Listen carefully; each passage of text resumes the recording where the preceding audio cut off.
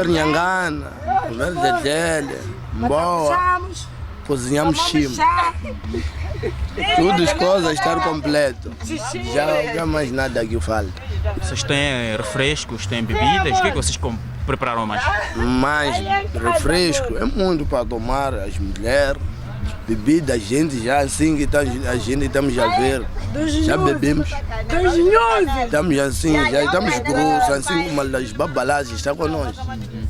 Já aqui não vale nada aqui. Tudo está legal, completo. Já cozinharam, já fizeram tudo?